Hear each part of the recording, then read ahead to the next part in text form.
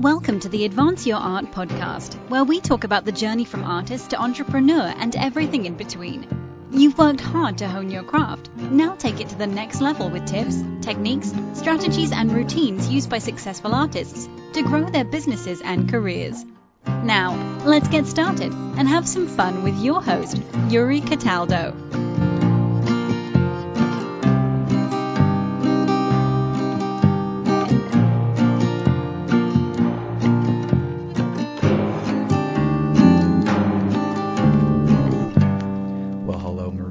Welcome to the show. How are you doing today? Hi, Yuri. I'm doing excellent. I'm happy to be on your show. Thank you for having me. Of course. It's my pleasure. Thank you so much for joining me, because I know it's earlier in the morning for you. And late evening for you. It is. So, Marina, tell me about yourself. Well, I'm a professional photographer, originally from Russia, but I live in China, in Beijing. I'm based here for almost 8 years already. Wow, that's a long time. Yeah. And when I was in Russia, I liked doing modeling. And when I moved to China, I fell in love with photography here. And then I switched completely to a full-time and then built it as a business. And during my stay in here, I traveled a lot over China. Then I had my online photography school, which let me travel all around the world and live in many different countries. That was exciting. But then I closed it and came back to China.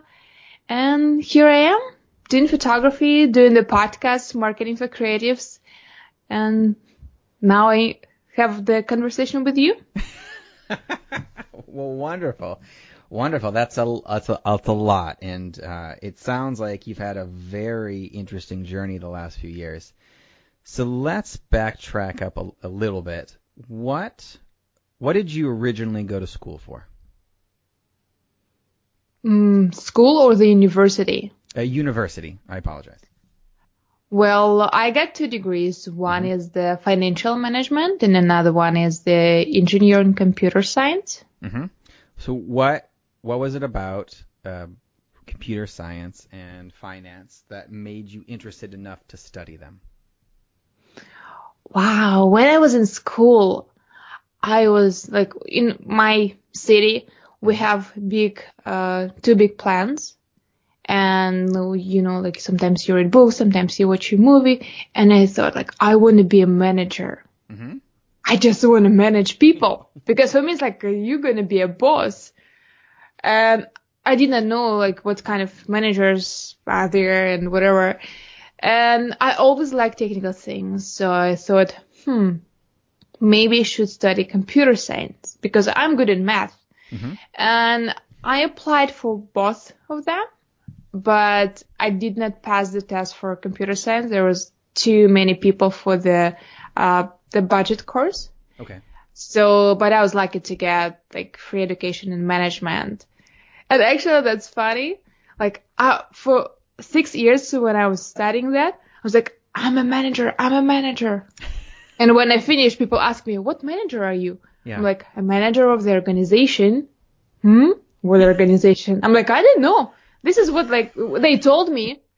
And only a couple of years, I saw the translation of my diploma in English, and it says financial manager. I'm like, oh, actually, I'm a financial manager. I did not know that. Well, good. So, okay, so after you graduated and you started working on this, what were you doing in Russia that then made you want to move to China? Well, I was getting my 2 degrees, and in my 5th year in the university, I went to US for a work and travel program, and I loved it so much. Like, see another country. It was like very exciting. And actually, before I left, it was a miracle how I got there. Because I didn't have a passport, I got it the last moment, and I got a visa there like 3 days before my flight.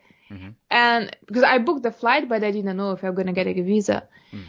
And at that time, I work in at the daytime, studying evening and weekends, like 24 hours almost. And because I didn't know if I get a visa and I will fly to US or not, I need to do something with my job. And I was sitting with my mom and I'm like, what should I do, Mom? What should I do with my job? And she's like, why do you have it? And I was sitting and thinking there, because everyone has a job. Mm-hmm. But I don't have any other reasons.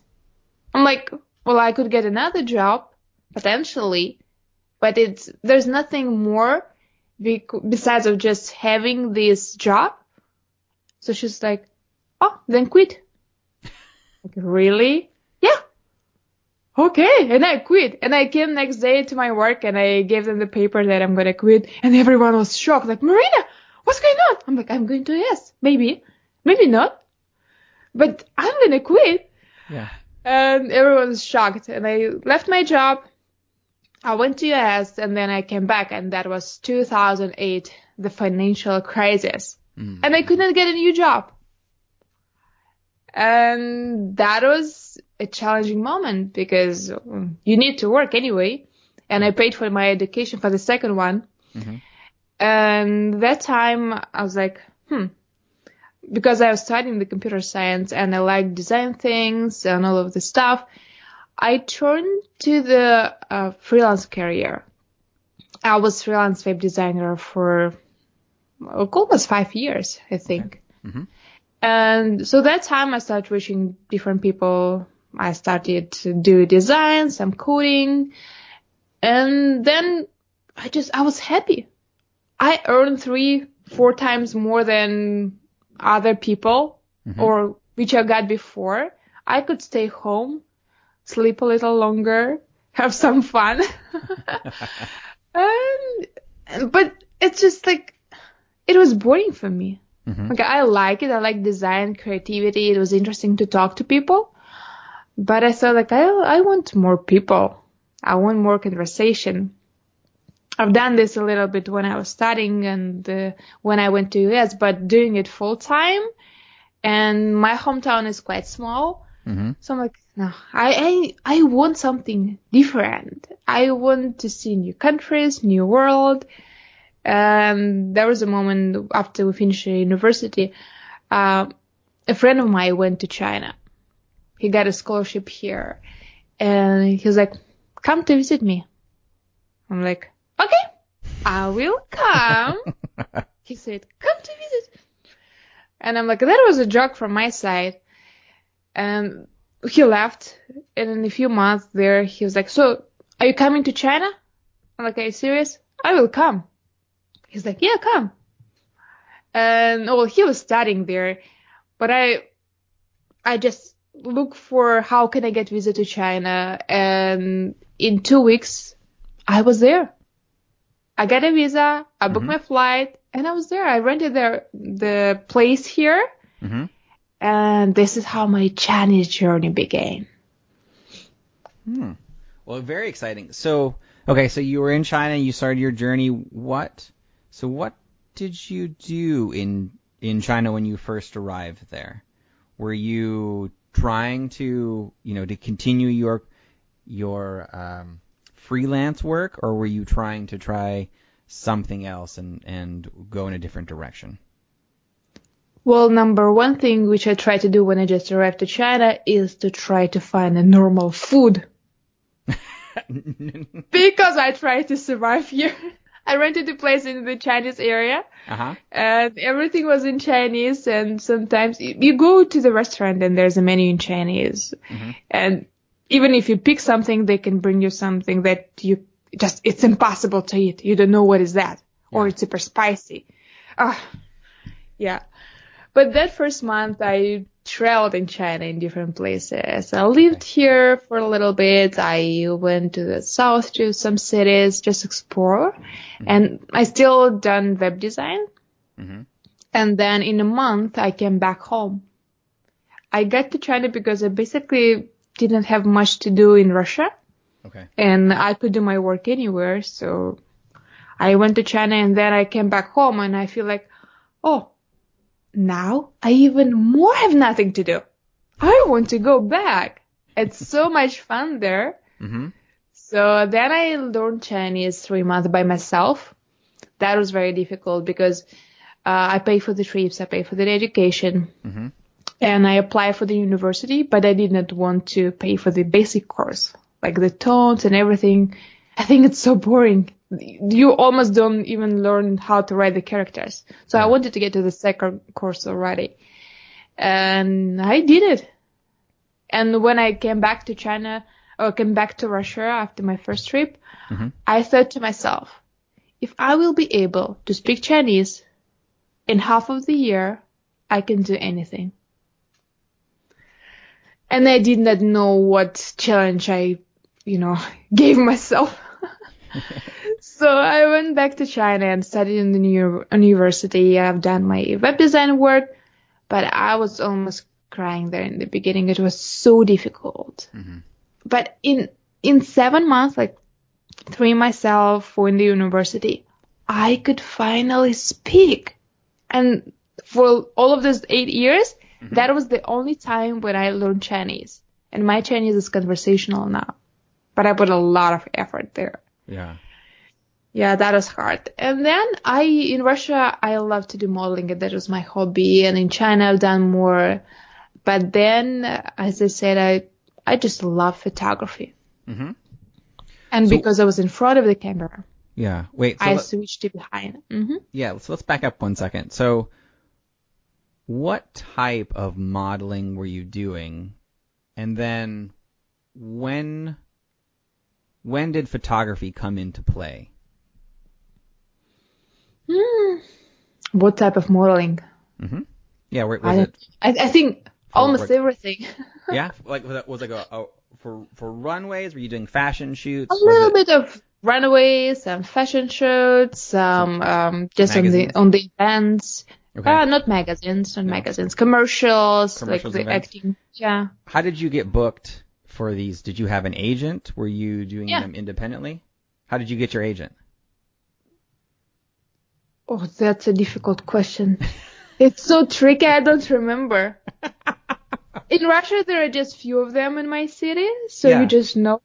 Here, I don't remember. It just talk. You see, you just happen to, we'll say stumble into having an agent, and that agent then, do they act on your behalf and kind of book your modeling gigs for you? You just get to know some people who act like, it's not like an agency, but just like an individual agent, and then when they have a job, they just let you know, and you do or not. Yeah. That's it. Oh, good. Okay. So you moved back to China. You're doing a little bit of modeling. So when was it then? So how did you get your start in photography, and what was it about photography that really drew you in? So in photography, there is a term time for print, or a TFP photo shoot. And this is when photographer, model, or maybe some more people get together and do a free shoot, and everyone get photos. Because I was doing modeling, I needed some new pictures, and I had 1 day photo shoot with one of the photographers here. And like from early morning till evening, we shot about maybe 700 photos that day. Mm-hmm. He has a studio, fancy light, the latest camera at that time. And in a few weeks, he gave me back the photos. He retouched a few of them, and he showed me all of them. And I saw the pictures, and like from those 700 plus photos, only about 10 I really liked. They were no bad. Mm-hmm. And from those, I used only 2. It's like from 700 to pictures. Yeah. And you look at the photos, and I feel like if he would choose different angle, or if he would pose me differently, just like, give me a little bit direction. Mm-hmm. The picture could be nice and interesting, but he didn't. And all of this fancy equipment, the studio and everything he had, it did not work because you don't have the shot which the person liked.